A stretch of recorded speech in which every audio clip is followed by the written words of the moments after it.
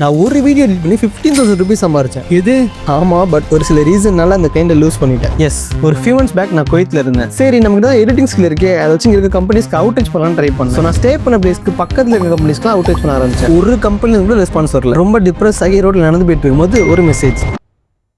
You have a camera or you only do edits? Sir, currently I don't have a camera, but I know professional editing. Yes, finally ஒரு கம்பெனியில் response வந்துருச்சு. நேரில் போட்டிருக்காங்க. இப்போ அங்கே தான் போயிட்டுருக்கோம். பார்க்கலாம் என்ன நடக்குதுன்னு.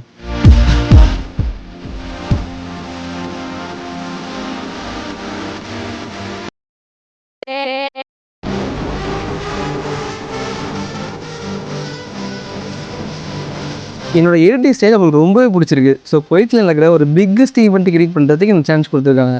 நான் அந்த ஈவெண்ட்லேயே இப்போ வந்து எடிட் பண்ணி சேம் டேலே வீடியோ ரிலீஸ் பண்ணிட்டேன். ரிசல்ட் கிளைண்ட் ரொம்பவே பிடிச்சிருந்துச்சு. அந்த ஒரு வீடியோக்கு அவங்க எனக்கு பே பண்ணது 50 KB. அது ஆல்மோஸ்ட் இந்தியன் ருபீஸில் 15,000 rupees. பட் அங்கே தான் ஒரு ட்விஸ்டே நடந்துச்சு.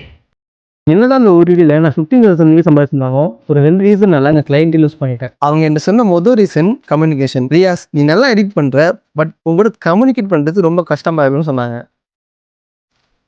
ரெண்டாவது reason FOMO, fear of missing out. எங்கே இந்த கிளைண்ட் நம்ம விட்டு போயிடுவாங்கன்னு பயந்து என் ப்ரைஸை டிராஸ்டிக்காக ரெடியூஸ் பண்ணேன். நான் ப்ரைஸ் ரொம்ப கம்மி பண்ணதுனால அவருக்கு என் மேலே ட்ரஸ்ட் போயிடுச்சு. நம்மகிட்ட ஸ்கில் இருந்தால் பார்த்தாது, அதை ப்ராப்பராக யூஸ் பண்ண தெரியும்னு கற்றுக்கிட்டேன். இந்த வீடியோவில் நீங்கள் சின்னதாக இருந்தால் கூட ஒரு ஃபாலோ பண்ணலாமே.